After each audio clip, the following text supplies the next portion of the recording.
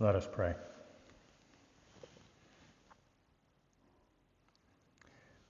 O Lord, may the words of my mouth and the meditations of our hearts be acceptable in your sight. In Jesus' name we pray. Amen.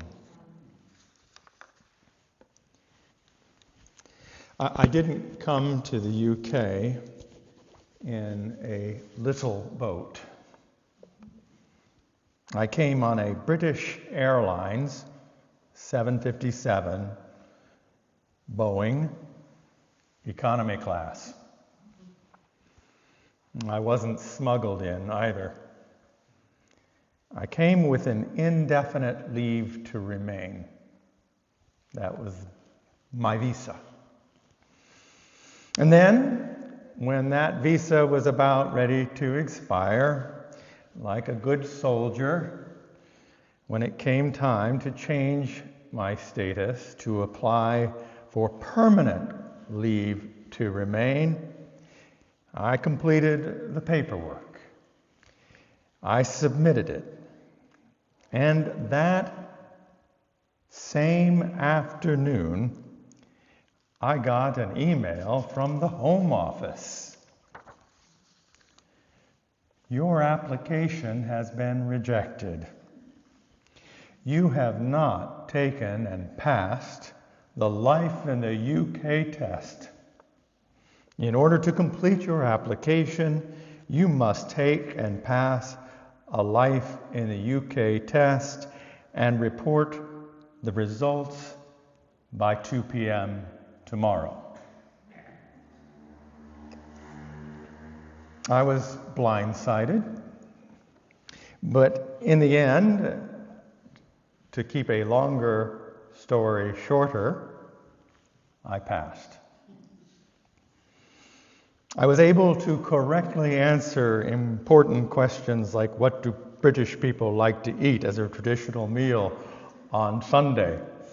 I'll give you a hint. It's not chicken korma.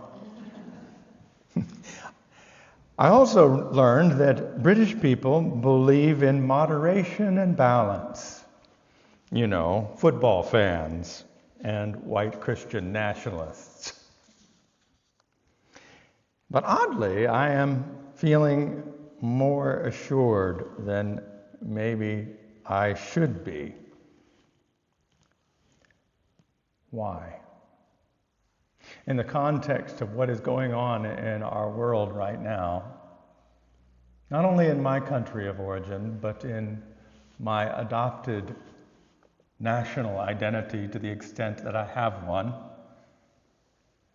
we are witnessing trouble, are we not? And yet I feel somehow that it will be well. And I am not by nature an optimist. My critical brain is in overdrive most of the days. So that's curious to me. How is it possible that I should feel, if not confident, then reasonably assured that all will be well? Like maybe I've nearly passed the Life in the UK test in a real way. Maybe like all of us. I do want to share something with you. As I left that exam,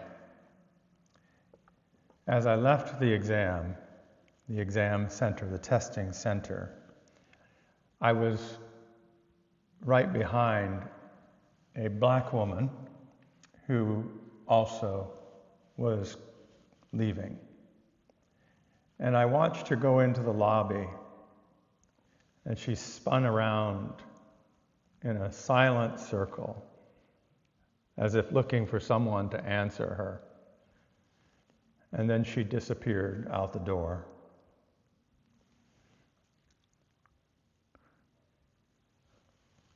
Those two memories, me passing, her struggling, linger with me.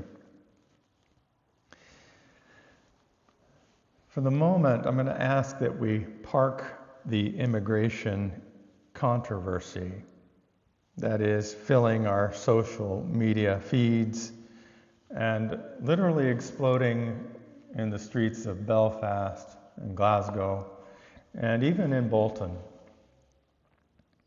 So I want to tell you I'm uneasy with all this. But here we are in this community we call God's. Maybe you could say we're all submitting our answers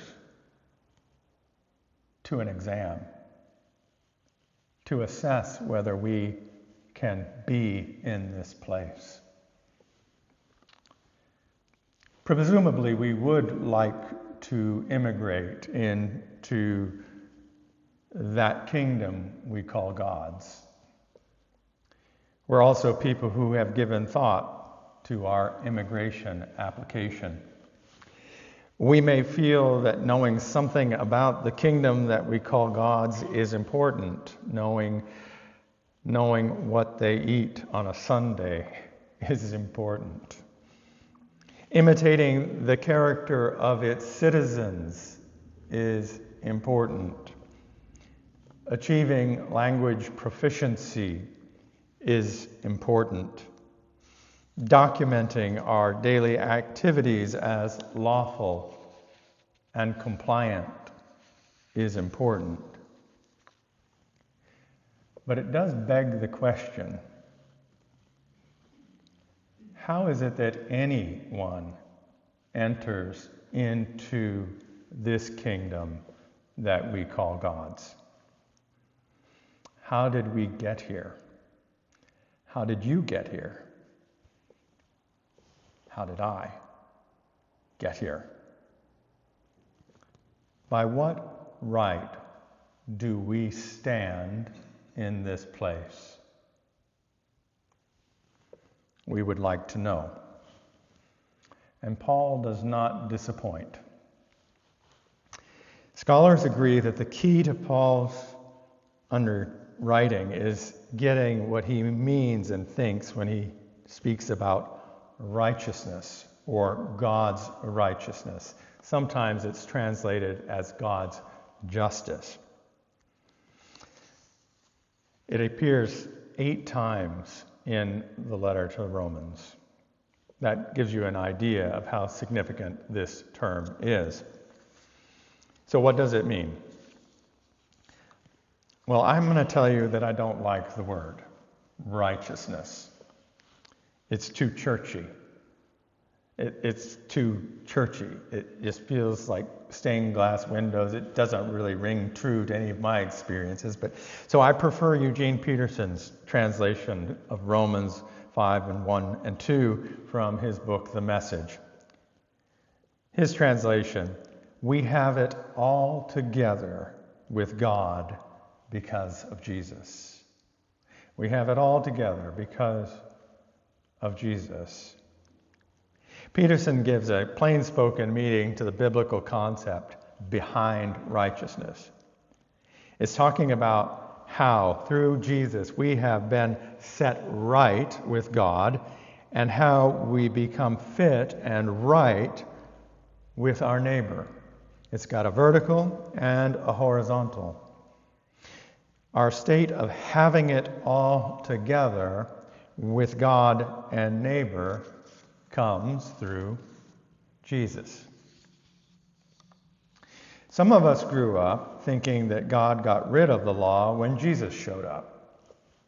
That was actually wrong. It's more true to say that Paul and Judaism views the law as something that exists as testimony, reliable testimony, to the one who saves, the one who rescues, the one who keeps. This is the Lord. And Paul met Jesus on the road to Damascus. What Paul discovered was not a rule, but a person. That's what he discovered. That was what was the revelation for Paul.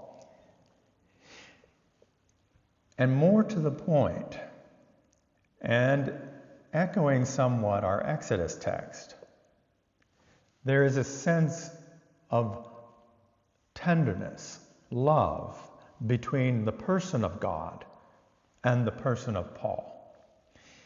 This is how we know that this is actually at work in Paul's understanding of righteousness, or how we have been made righteous. Paul uses the word love for the very first time in the letter to the Romans, and it's in this text. Love takes center stage in the drama of God in Christ, setting things right and setting us right with our neighbor. Love sets us right with God and neighbor. In verse 7, love from the Holy Spirit fills human hearts, pours out from the Holy Spirit, a love the Spirit gives freely without regard to our legality or our personal initiative while we were yet sinners. And in verse 8, which is what I've just quoted from, while we were thus outside of the kingdom, Christ died for us. That act proves God's love, proves the efficacy, the effectiveness, the bindingness of God's love. Not by drafting up new citizenship rules for the Home Office. Something different. Quoting the New Testament scholar N.T. Wright, a heart-shaped faith in Jesus Christ takes center stage. When that happens, he writes, believing certain things about God is swallowed up in a personal knowledge of God. Or put in another way, a gospel that required compliance, which means getting the right answers, believing correct things, and doing them, gives way to the gospel of freedom, where in love and by grace we intuitively know the way to go. And we almost invent it as if it were within us to create the way of Christ for a new people and for a new world. This is radical theology, and it reflects the revolutionary spirit that Paul recognizes in Jesus. So there is a contrast between our reading from Exodus and our reading from Romans. While both speak of God as one who is personal, each has a different way of speaking about it. Exodus speaks of a God bringing people to God's self. Did you catch that? But in the Gospels, Jesus goes to us. Jesus says, I go to be with you and to know life as you know it. Alienated, hurt, thirsting, disappointed, deported, betrayal, you've experienced it, injustice, you know it, crucifixion. But when I, Jesus, undergo injustice, I do so as the one in whom justice exists in its natural state. I am, Jesus might say, justice incarnate. Like you, I experience the hunger and thirst of my body, but when I undergo deprivation, I do as the one who brings bread and living water. For everyone who hungers and anyone who thirsts, and because I demonstrate power over alienation, hurt, shame, deprivation, persecution, disappointment, suffering, it no longer exercises dominion over you. Now, when you suffer, it may hurt, but it does not define. We may regret the past, but we are not captive to it. And we don't close the door on it either. We learn from the past, and we rejoice. Paraphrasing the theologian Dietrich Bonhoeffer, before Christ, if we did the good, before Christ came into our lives, if we did the good, we did what we were told. End of story. But in Christ, our obedience comes with inward curiosity. Curiosity about the meaning. Openness to the question behind the command. Love your neighbor. And we're open to the question, who is my neighbor? Personal involvement with the action of social justice. Being a member of the church is not a spectator sport. It means we are involved, implicated in an intimate connection with the community that seeks justice. Well, you might be happy to know that this morning's Life in the URC test is about 2/3 complete. I'd like to think that we will leave with a passing grade this morning. But the witness we're hearing today from Paul wants our attention more than our answers. Romans 5, 1-8 is a message. It's a message to anyone and everyone who has ever applied, submitted, or become estranged, to anyone who ever believed their worth could be measured by a stamp of approval or by the abstract authority of rules.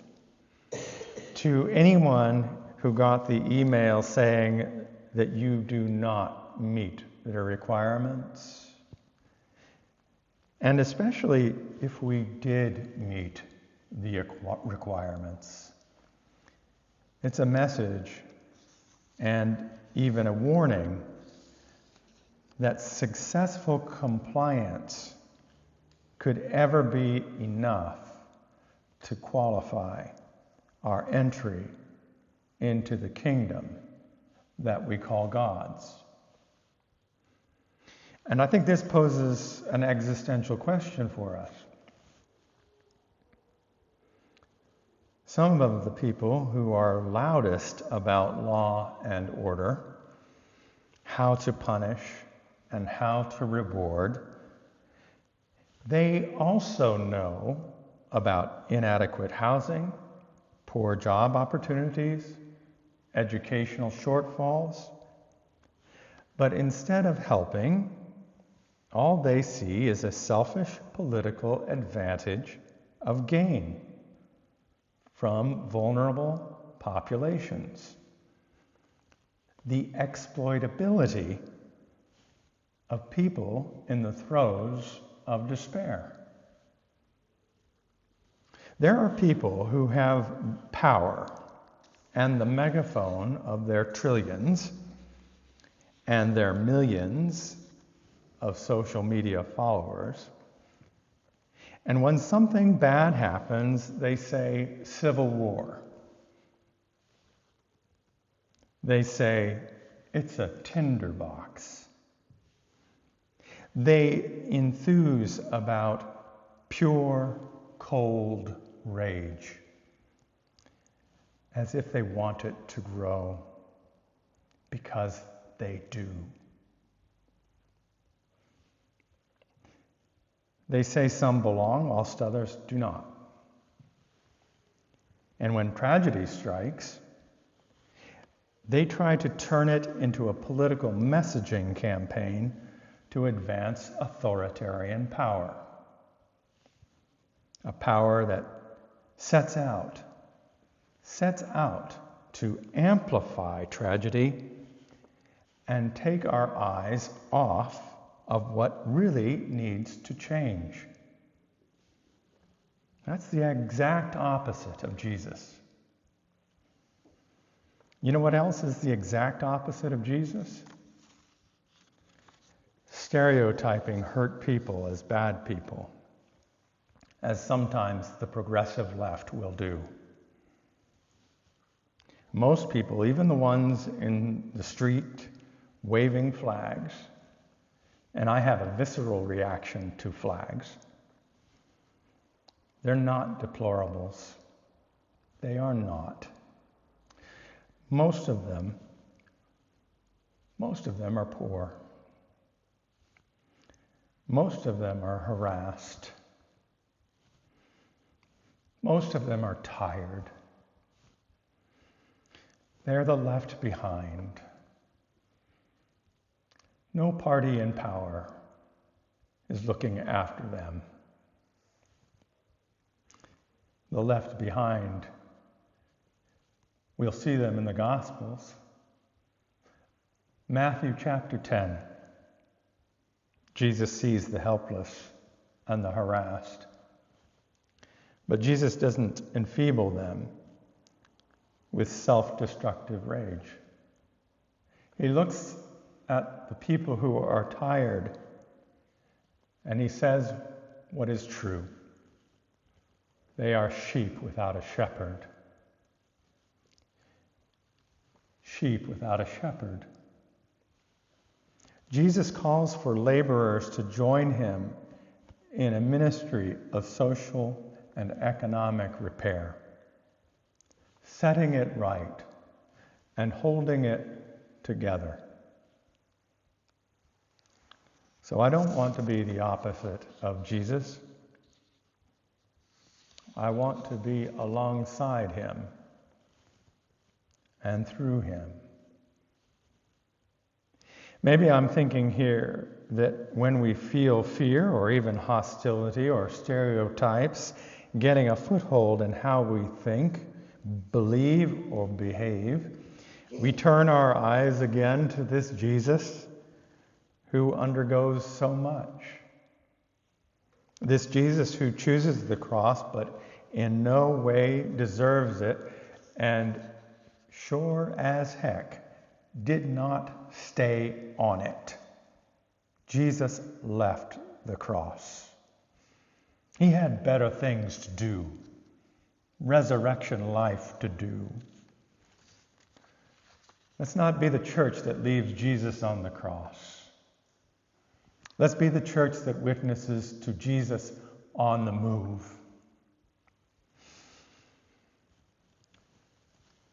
Jesus holds us and holds all these things. Things that if we had to hold them right now would break us mind, body, and soul. Jesus holds all this together.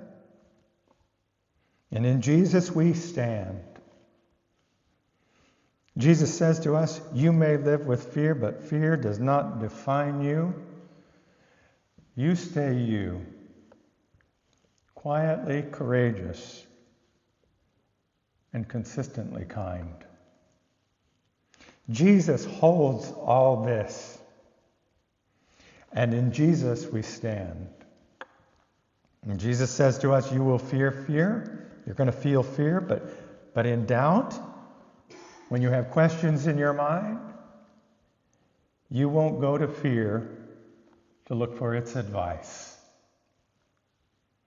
You won't go with the angry crowd that wants to throw out anyone who looks different, talks different, worships God by a different name, or doesn't worship God at all. Jesus holds all this.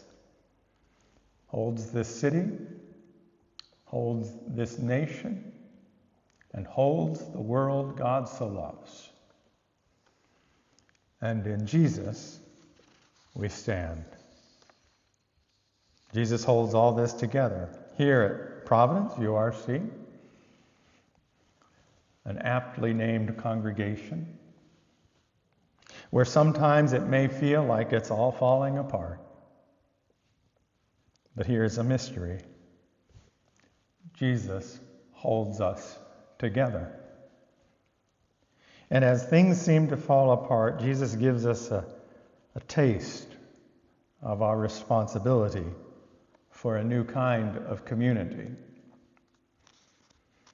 The gospel of obedience speaks of a God who tells us what is good and commands us to do it. The obedient person, congregation, does it. And they have their reward. But in the gospel of our freedom in Christ, we have something better. Paul's Jesus speaks in us. And we ask for the meaning. We dare to create a new kind of citizenship. And some will say we're non-compliant or non-conformist because we did it in the freedom of our conscience. But in Jesus we stand. Love poured out. It's not something we hold. We don't hold love. Love holds us. So it's closer to what I felt when I saw a fellow human being, a black woman, leaving that exam room. And she was in a condition of deep personal distress. And something tugged on me. Something held me. I know my privilege, but I don't want that privilege to define me or the algorithms of cold, pure rage to hijack my heart, my purpose, my life, my relationships, my love, my church.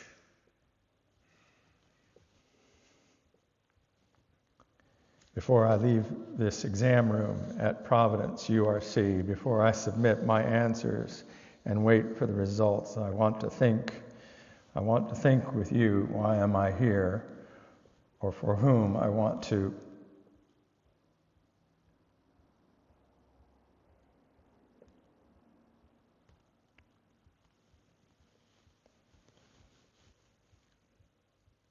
Time's up. This exam is now terminated.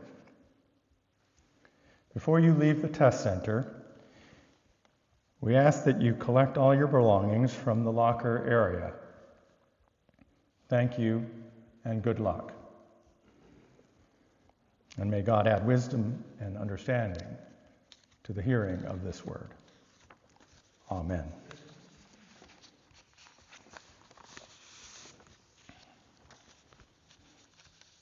Let us pray.